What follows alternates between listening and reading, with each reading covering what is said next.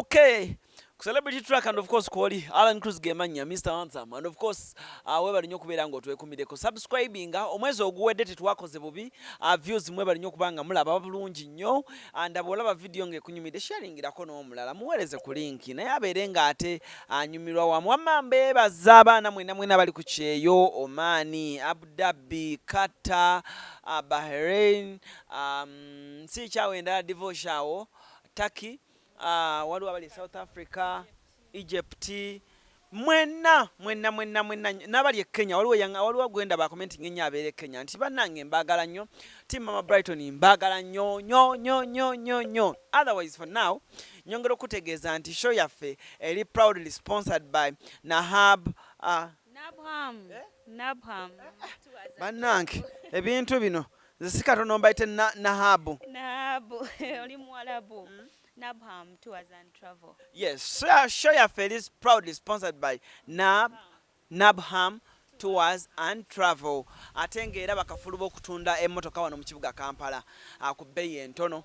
Mama 19 yagudde mu bintu bannange mbadde mulaba ku social media ng'apostinga ebifaananyi ng'alina omwami Dax Cartel oba muyite mwami Seb Halls oba Sebunya yeah. Mu luzungu osobola omuyita Seb Halls. Yes. But putting jokes aside, interview olwaleero mu magenda tuwulira what really happened ebifaananyi tubadde tubiraba abantu nga bambuuza Momo yavudde ku telefayina yagenze mu kampani ndala biki binaye tugenda okuba nga tunyumyako omushiyafe olunaku olwaleero otherwise yagudde atya mu bintu tugenda kuba nakyo tukitegeera ani yamukubidde naye tugenda kuba tubitegeera. Momo mbuza kuba tulaba abalungi mwenna abatulaba mbalamusizaako nnyo mwebale kulaba mwebale kuwagira byonna mwebale kunjagala munjagadde ne mukatagga. Lwaki wasaze enviiri? Nasaze enviiri ebibuuzo binzita mu inbox gwe munno nga yasaze enviiri ate gwe otaddeko obuviiri munno nze nasaze enviiri olw'omulimu kati gwenkola ababosi bange bo nga bo mu ndaba eyaabwe balaba nga omuntu asaze enviiri ku bo abalabikira nga ali mo corporate okusinga omuntu alina enviiri oba yambadde wig. Kateekewo bulungi okusinziira ku bo balaba nga omuntu asaze enviiri abeera mo corporate than omuntu alina enviiri oba nga ayambadde ebiwiigi ebyo tebabyagala. Ate nga nali nina okukola photoshoot ne basawo ne bangamba bo baagala nkikole okyuse look. Yes, nkyuse look nga baagala nkikole nga nina short hair so nengisala. So kano kewasaze okatuumya otya? Kano kaki corporate. Bw'ogenda okayita? Kaki corporate? Corporate look. Kono ntine ku gundi mu ennyumba eyekuyisizza etya nga muri Dax Cartel nga omwami takola kibadde kitya? Kuba Dax takyakola tekyali bivulu musurvivinga mutya? Of course tubeerawo okuba nti takola era nange ondabye mbadde sikola naye savings zetubadde nazo ize zituyambyeko okubeera nga tugenda mu maaso ng'ekintu kitambula. Mubadde mwasavingira ddala akasente? Course nkola nga famire nkola n'omwami akola kati tubeera abantu babiri basatu tuba tuzirya zonna nga zirazeewa. So tubadde tumanaginze okubeerawo. Wagudde otya mu bintu? Kyewuunyisa abantu soko nnyonnyola abantu. Nabham Tours and Travel ye company etwala abantu okulambula mu mawanga ag'enjawulo. Gwe woowulira weeyagala okugenda okulambula awo tukubira ne tukolera packages ate ziri ku bbeeyi ya wansi nnyo. Bano njagala genda South Africa, njagala genda Dubai, njagala genda wa tubatwala nga ne mulambula ne mu Uganda tulinamu ebifo ebirungi sofa tulina ebifo bye twatandise okulanga e Uganda abantu twagala bagende nga bwe bakyali mu lockdown.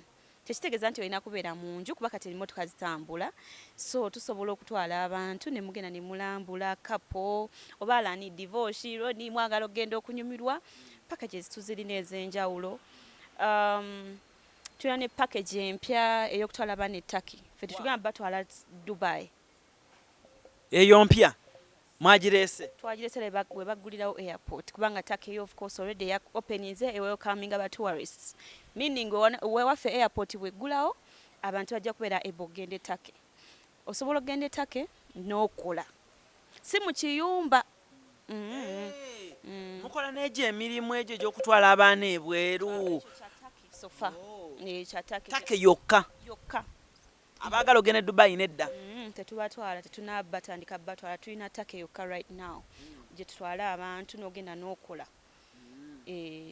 yeetaaga ki ayetaaga akasente of course otuwandiikirako oba ojja mu inbox yange ku page yange Momo 19 Facebook oba nga messages ofuna nnyingi naye nziddamu kati kuba kajjukira nkola ki nje nkigambe ntya nti nkola ne company ekwasaganya abantu mu mawanga ag'enjawulo kitegeeza abantu abayita ku mikutu egy'enjawulo meaning olina okubeera ng'oli active before I used not to reply messages babeera mpeereza inbox zange naye kati mbeerako 24/7 mba nina okuddamu abantu so osobola okujja ku page yange Facebook Momo 19 nombuuza ku package ya Turkey naye ng'emirimu egiri available so far nga mulaba embeera tulinawo English teaching n'okukola mu factory egyo gye gikyaliwo essaawa zino balenzi bawala bonna oba muwala oba mulenzi bonna mujja naye embeera nebe eyongedde okutereera n'emirimu gigenda kukola ki gigenda kubanga weegiri kati ekikulu ekiriwo essaawa zino tetutunuulidde yekkago bano basuubuzi nsuubula bintu byange China nsuubula Turkey nsuubula Dubai yes abo kati betuuliiko essaawa zino alani abaana baffe abola abali Dubai Oman Qatar Saudi Arabia wa Egypt abo bonna balina ebintu byebagala oweereza abantu baabwe e Uganda okitegeera naye nga tebalina tebamanyi bakikoze batya otuusaako abantu baabwe ebintu so kati ffe mu Nabham osobola okujja buzi n'ompandikira Momo 19 Facebook ne Instagram Momo 19 n'ojja mu inbox yange n'oŋŋamba ti Momo nina ebintu byange njaga biweereza baawakaawo kitegeera ne tulaba olina kilos enkana zitya ebintu bizitowa kitya ne tukkaanya ku bbeeyi ne tubange tubikutuusiza ate abantu abamu bali used ku bantu bano abasaba ssente ezisooka namugira ebintu ebyo tunabireka ku airport okitegeera ng'olina okiriyalinga buli kimu olina okikola oba okitegeera neffe si bwe tukola ebintu tubikugira ebweru ne tubireeta ne tusasula na buli kimu n'omusolo gwa wano ebintu ne tubituusa ku muntu wone waba mu kyalo okitegeera kusente ze tukugambye ezo ne tubijje eyo gy'oli mu nsi gy'oli ne tubireeta e Uganda mpaka ewaka w'oyagala bigende oba okitegeera so abantu abali mwenna nga mulina emigugu gyammwe oba konteyina oba bitundutundu bya konteyina abaana bali ku kyessente kino baweereza ssente abantu ne bazirya mmwe akasente nsobola kakuwa nti Momo nkuwadde obukadde bwange 5 mbutwalire mamange ne butuuka butereevu ku maama ekyokutransferinga ssente mu bazadde twede tukikola only that nze ng'omuntu waliwo abaana bampa ssente zaabwe abatagala baŋŋamba mu abantu baffe tuwadde ssente baziridde bambi ninayo abaana nga nze mbaterekera ssente ng'oli azimpa nenzimutereka aba atuuse nga yagala kukubira muntu we era nkubira nanga Momo ono senga wange mumpeereze emitwalo 5 nze keni nenzikwata nenziteeka ku ssimu nenzigira okitegeera nenzibaweereza so nina abaana bangi benterekera ssente ewaka nga nsereka mu banka nabo gye bali abantu we bati era oli waba ayagala bintu we bityo nsobola leero bayambako bwerere ku bwerere benkolerako ndi mu kamera emba nimba asobola okugamba Momo alimba era bajja comment nga gavumenti alimba ku bwerere free cost era omuntu mpozi ng'oli ya gavumenti kubeera oli ayinza okukusaasaana nga Momo alina okuvuga amafuta agenda eri but oli akikola nga yayagadde naye si charginga muntu bambi alani abaana bababba mwana ajja n'akaba naga Momo nkoze emyaka 2 naye nga ssente zange sizifunamu kati nina oli yaŋŋamba Momo njagala tusonde njagala ttaka ate abamataka mbayina byonna tubikolamu ozisonda nenkuguliza ettaka neribeera amannya go oba okitegeera weeyagadde ng'olinayo omuntu ogwe weesiga naye omuleeta nengenda naye ku ttaka nendikuguliza naye waali buli kimu oba okiraba ne vidiyo kuba nze ala neero mayindi muntu w'amazima okitegeera nze siri mukazi muyaaye ekyo kyo saakikuliramu mbundi azaamaanyi omuntu ampadde sente gula ettaka lya bukadde 10 na bunanze ngule lya 10 obunambulye ebyo sibikola ndi mukyala amazima ekyo kyo kyensinga okwekkiririzaamu kati abaana bangi mbayambye mu ngeri ng'eyo. So tudde ku Nabham ogambye ku Kago basuubuzi buli wali atasuubula nko bweru naye nga yandyagadde okgenda. Anti kati ate Nabham twabigonzezza alani osobola obbeera wano kati ng'olaba embeera nti batambula naye ng'olina bizinensi yo okitegera nga nsobola okuguliza ebintu ebitunda online kati online yawamba social media yawamba okitegera ekyenkola nkola ki otugamba ebintu byoyagala no bitusindikira noga momo njagala kino bwekiti oba laptop bweti ne bweti oba bweti ne bweti fene tugenda e Dubai china yoreda abantu oba mu US omuntu onabikunoonyeza ebintu bwebityo nga byoyagala ne tubikuguliza otuwasa ne tubikuguliza ne tubishippinga ne tubikuleetera so ebisebe muntu wetaaga kumenyeka ddala mwene embeera gwe kugamba nti ateko olinde bagulewo atokole nga ffe weetuli okitegeera ebyo na tubikolako ffe tubikukolerako ne tubikuguliza ne tubikuleetera ali ne oba wegombye kasimu iye ffe otugamba momo njagala simu bweti ne tugikuleetera ab'obuviri abakyala tetukola ku bantu bwe balina bintu bingi byokka kasaki bange ekintu kiweza keji mwena tubakolako ab'obuviri abawala njagala kujja buviri bwange China njagala kujja buviri bwange simanyi South Africa simanyiwa ebyo byonna alani tubikolako bannange. Sente zisinziira ku bungi ki obw'ebintu by'olina oba mulina standard price? No, sente of course zisinziira ku bungi bw'ebintu n'ekika ky'ebintu. Electronics bamuseera nnyo ne oba okiddalinga wali eri bamuseera nnyo aliko y'omusolo mungi kubanga ebiseera ebisinga electronics oyo tayita ku nnyonyi tebamwagalako nnyo kati ayita ku mazzi ebiseera ebisinga so ebintu ebiyita ku mazzi bibeera bit expensive mukko than ebiyita ku nnyonyi okitegeera ab'engoye boutique byaba balina zi boutique naye nga basuubula bweru aba balina zi boutique nabo bonna tubakola kugo tugamba njagala ngoye ffe tugenda ne tuweewaayo ne tukola ne tubikuleetera bw'oba obiina ebweru bituwe tubireete. Aba makeup abasuubuzi ba makeup abasuubuzi ba makeup bonna bambi buli kyoyagala okujja bwe tolowooza nti by'abantu bangi bokka bana balina ebingi bokka abasuubuzi abaleeta emigugu simanyi endiboota ebingi nedda n'omuntu sekinnoomu bane walina ebintu ebyo bwe tobituulira bireete tubiweereze okitegeera tubibaleetere. Nina kyali wange skini asuubula ngatto naye tava mu ngatto emu kwaŋŋamba engatto ze zikyali ku gundi bazikwatira yabe engatto mubakola mutya? Bazikwatira wa mukulu skini ajja atunyonya gye bazikwatira tubasobola nti asuubula ttake naye engeri y'okuzireeta y'okuzireeta skini atulagirye bulagizi nga towe ziri ffe bagenda ne bazipiikingawo ne bazireeta era skini zijja mutuukako waali oba okitegeera bannange visa abantu bali e Dubai tembeera ku overstay ebyo byonna tubikolako ne tu exchanginga visa yo tugichanginga we change visas legally illegal legal of course ate illegal muntu ayinza okugamba legally bambi mu mateeka oyinza obbanga oli eyo wakola overstay tomanyi kiddako n'ogamba nti bannange nkoze ntya bambi tobeera eyo jangu kunapamu tukukyusize ne oba Abu Dhabi gundi Saudi Arabia ne batubikolako. Waliwo yambuuziza naŋŋamba temugaba mirimu abantu babagobye ku mirimu ku lockdown teriyo bifeeyo abaana be musobola bassaawo ku ekintu alani abantu bambuuza nnyo emirimu olina jamomo omulimu bambi tetulina mirimu nga bwolaba embeera eno business actually operating ira online tubeera online okitegeera si byakubeera mu office ntutudde tugenda ku office nga tupiikinga bintu by'abantu kubitwala ku final destination oba okitegeera neffe tutula waliwo agamba gisooka ya receptionist sobola okiriininga mukwano okiriininga eki oba okitegeera tetubeerayo mu office. Mumaze ebbanga ki mu operation?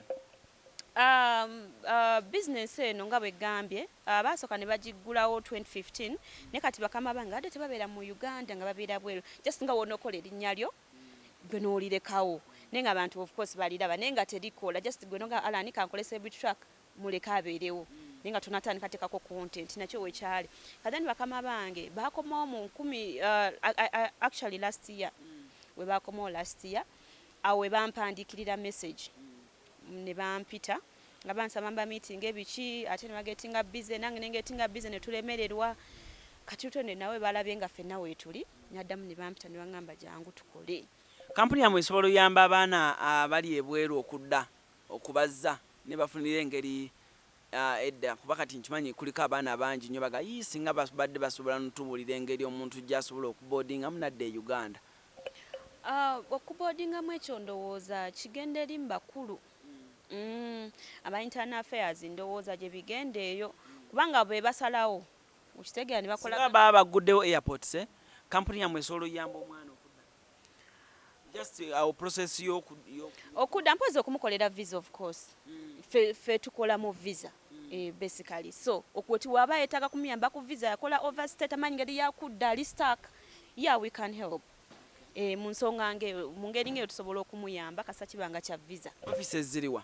Offices zaffe ziri ku Cham Towers awo Kampala Road baguyita omwaliro ogusokoba ground floor office number 149 muliko mwekka? Of course fe tuliko fekere ekigambo kiraba Nabham ne oba oyingira bwoti ku Cham Towers ebigambo waliwo obuntu twateekawo bu footsteps awo buliko Nabham oba obulaba bukutwala mpaka ku office yaffe ne mu kibuga wakati kwegamba mu kibuga wakati era gwe tosobola kubula bwe kiba si ekyo basobola okukola kikaŋŋambe basobola otukubira ku simu ngisome eri 0756037899 basobola ogikubako esimu eyo oba n'ojja ku Facebook page ya Momo 19 Facebook Instagram Momo 19 oba n'ogenda ku Nabham Tours and Travel nayinza okugamba spelling asigimanyi eno spelling bannange spelling gibalage mwana wattu yiyo spelling Divorce agezaako okubanga atagikusikira bulungi nnyo ogirabe Nabham bakafulu mukola tukola by that kwane ku passports. Wow. Passport ngojaga normal passport ne express ne tukola ku visa ne air ticketing. Wow.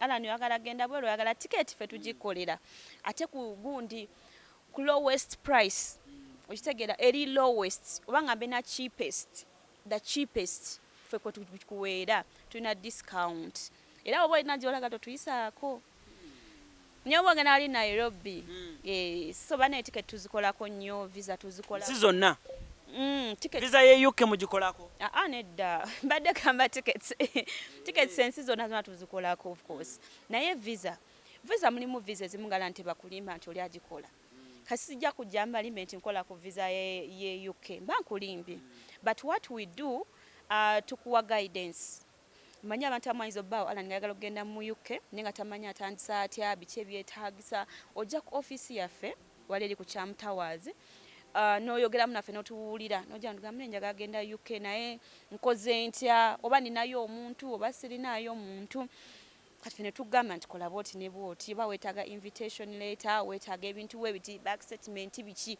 fene tukubulya biki byo wetaga okitegera naye lecho eyo guidance just yetaga wera kantu katono nnyo. Okay. Bali e UK Jobs Link ogamba otya?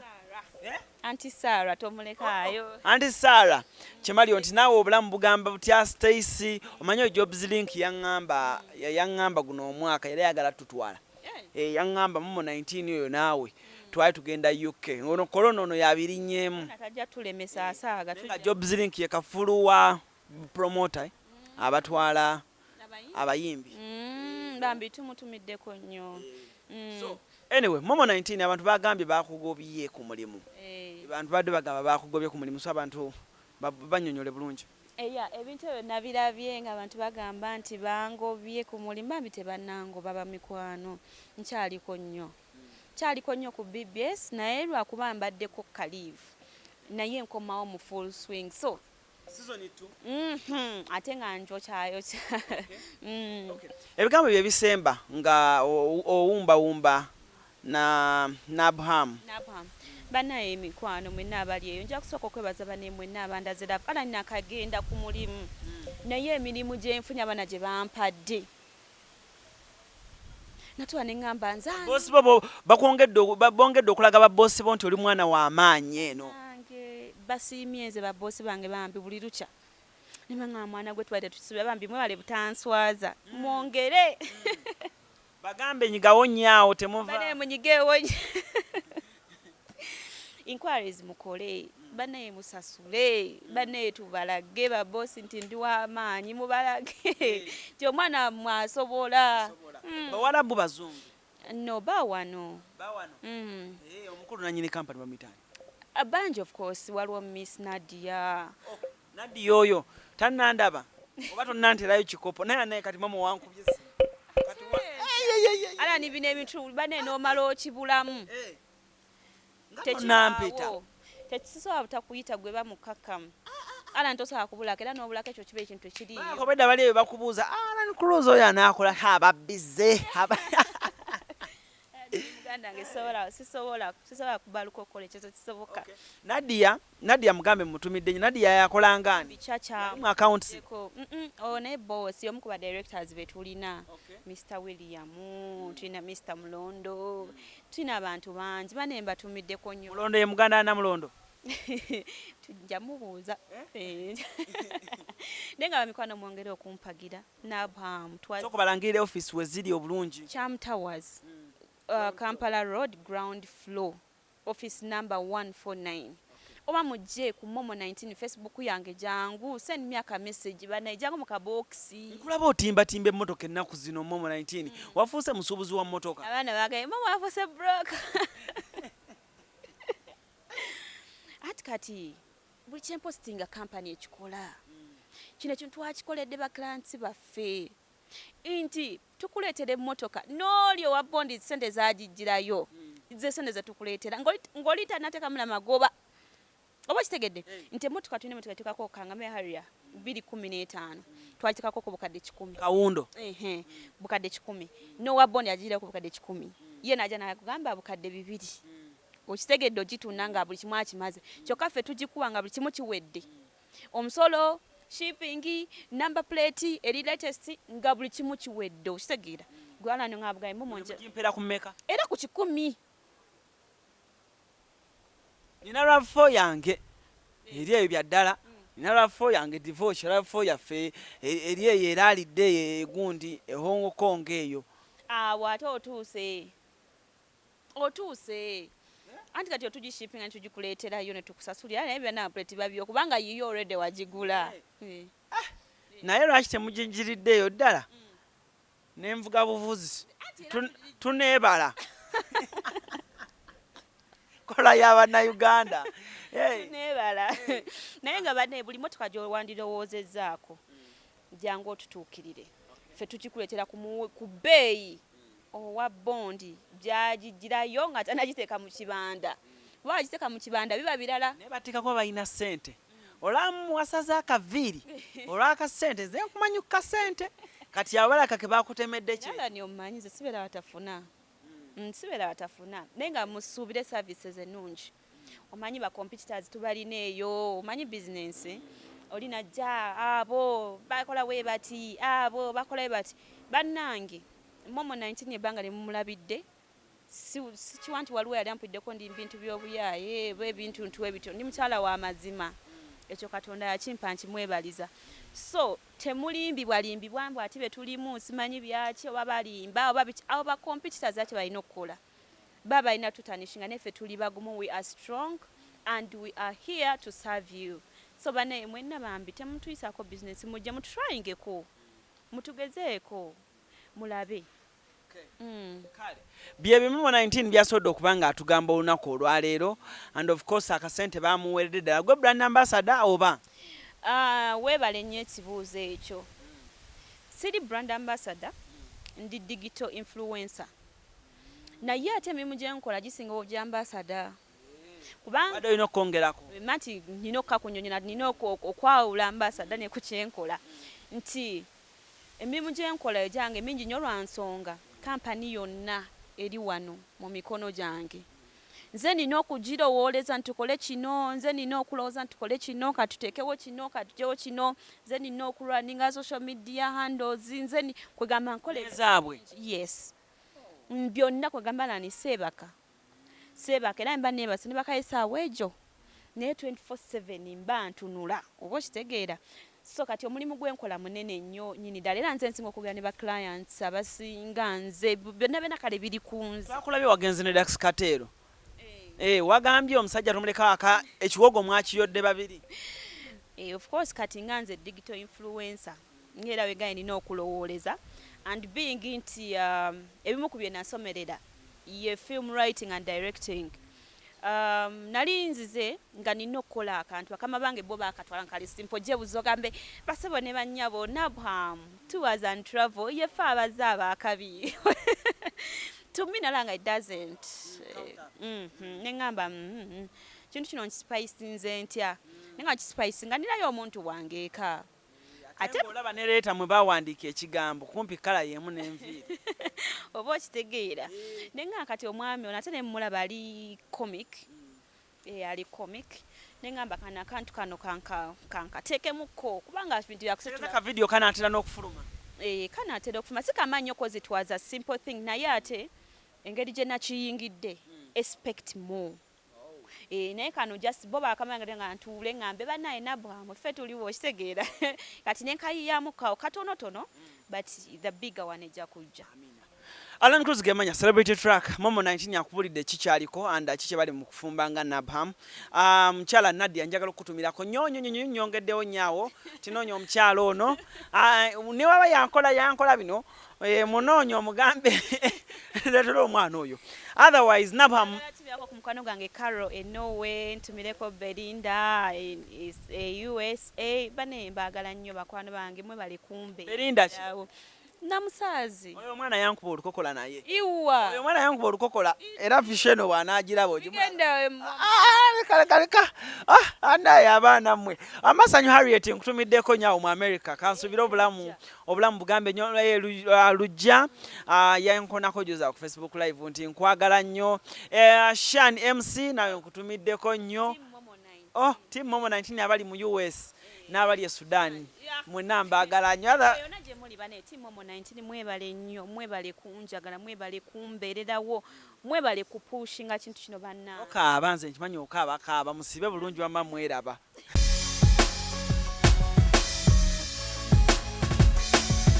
Celebrity track subscribe.